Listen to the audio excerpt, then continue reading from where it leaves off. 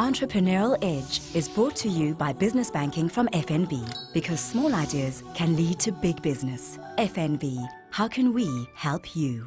Welcome back to the Entrepreneurial Edge. I'm Chris Bishop. Now, if you have any comments and suggestions on the show, please send me an email to entrep@abn360.com. Now, still with me in the studio is Phil Duff, co-founder and CEO of Syspro. Now, we recently caught up with Meryl Malcolmes, Marketing Director of Syspro Africa, to find out more about what the company is doing on the continent. Syspro is the right vendor for Africa.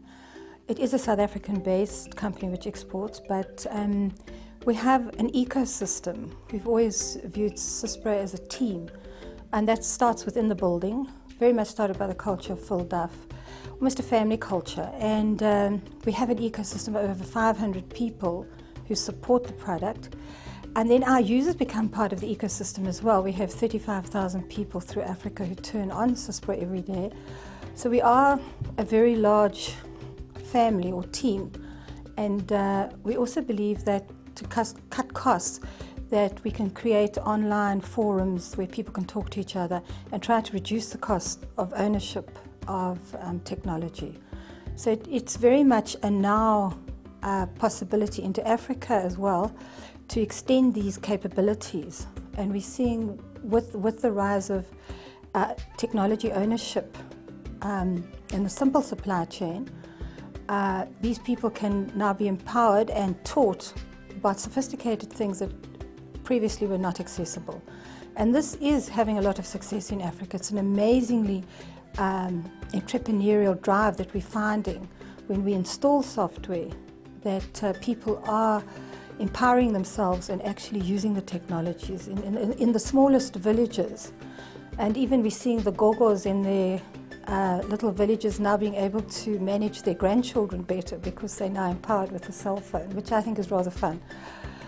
But everybody wants a piece of Africa now. It's very interesting, all the articles we're reading. Africa has its own way, and you need to fit in with that and understand the culture. And it's one of my deep-seated beliefs that we actually put the right team together for a cultural fit.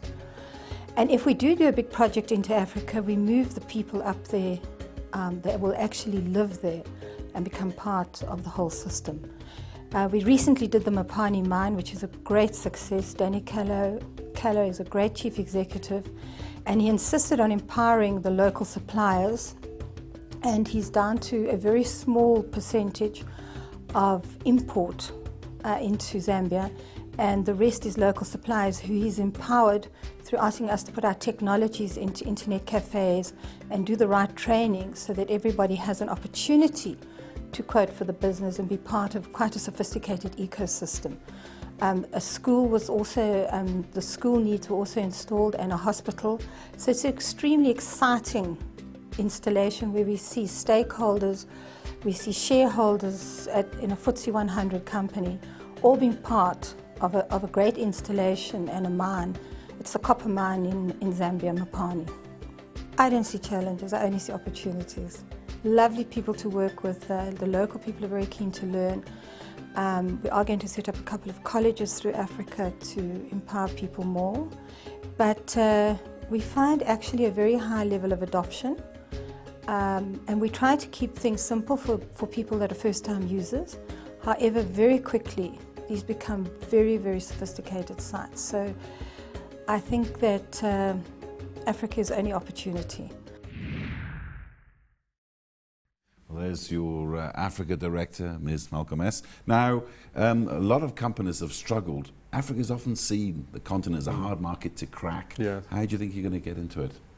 Well, we've been doing business in Africa for a very long time now, and I don't know that we consider it a hard, well, it's not a hard market to crack, not for us, because we've been doing business right through Africa for a very long time. We haven't got offices beyond South African borders, but we've got some very good resellers, value-added resellers, people who do partnerships with us, Nigeria, Kenya, so on and so forth, and we've actually had a very good uptake of companies using our software, Zimbabwe, Malawi, and so on and so forth, yeah. Now, you've got 14,500 users in more than 60 countries around the world. Where does Africa fit in with the global picture when it comes to this software? Well, because it's our home base, Africa is for us as our home territory, and we only started expanding overseas in 1988. I say only, even that's a fair time ago, but that's when we first started looking beyond South African borders. And you know, I think it's very important as a company, if you really want to grow, you have to look beyond your own borders. South Africa is fine, but there comes a point when you have to, if you want to be a serious business, you have to look beyond your borders. So we started moving up into Africa, and Zimbabwe was an obvious place for us to go into.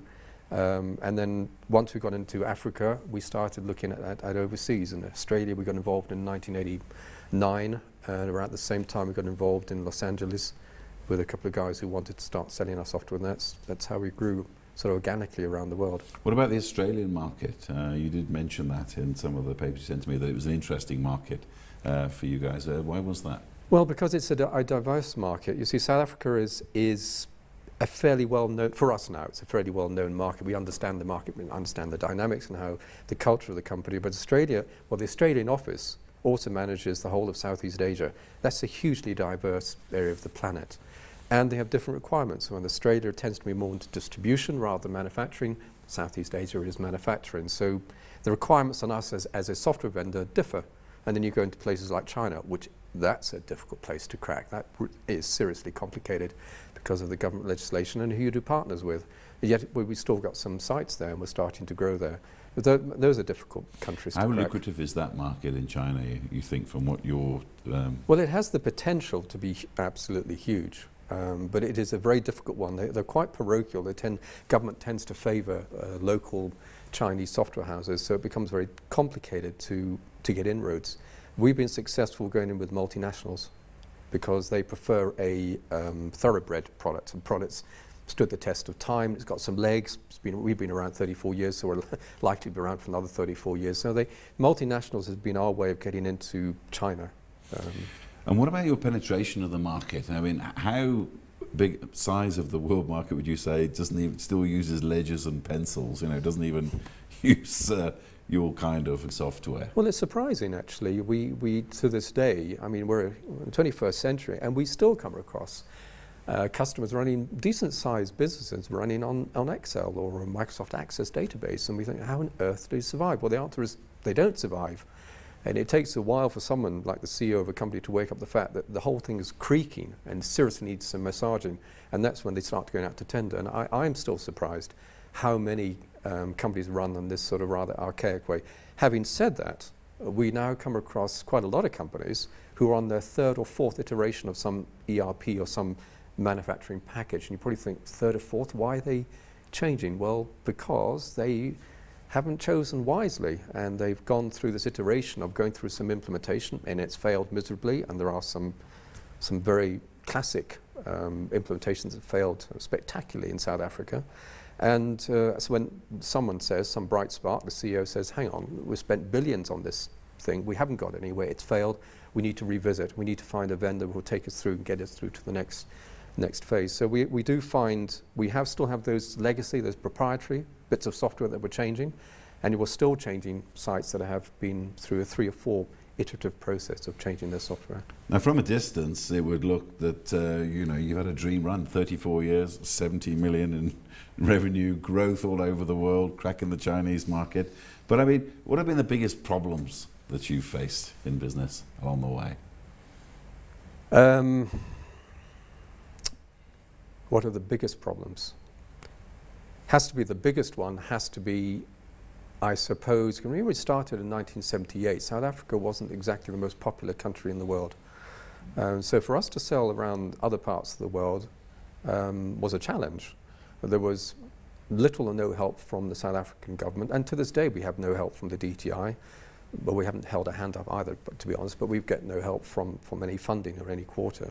But the biggest single challenge was trying to persuade people, why don't you take a product, and it happens to be written in South Africa, and they will sort of, okay, all right.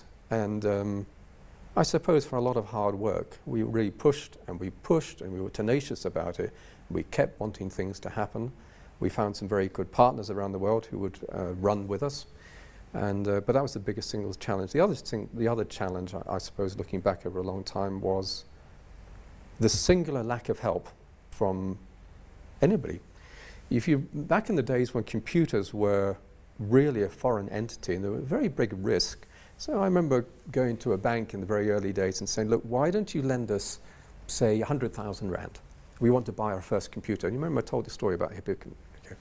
So I remember phoning up a bank. I can't remember who it was. It didn't really matter because all banks were basically the same. And said, why don't you lend us 100,000? We'll buy this computer and we're going to do this. And we had a business strategy. So they turned around and said, basically, no. In fact, the story about that is I was concerned about our offices. They were quite small.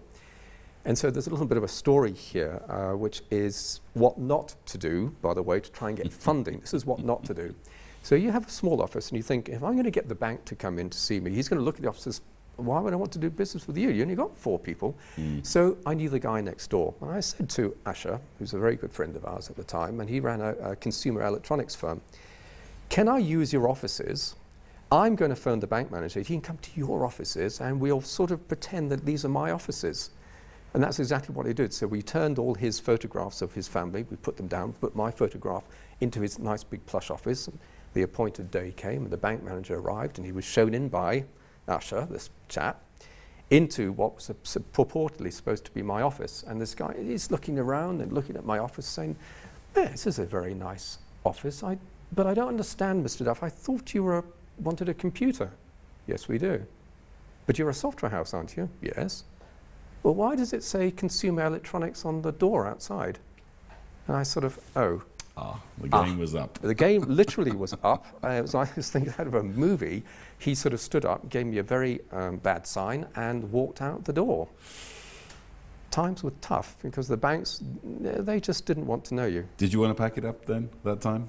No. Not That's at all. when we were very fortunate. That's when I think the next day I happened to be chatting to this guy at Hippo Manufacturing. I said, look, we have this problem. The banks turned us down. He said, no problem, Phil. We'll let you have our computer. So you were unlucky and we were lucky at the same time. Okay, well, great lesson there for all entrepreneurs. Thank you very much, Phil Duff, the CEO and founder member of Syspro, for your insights on this show.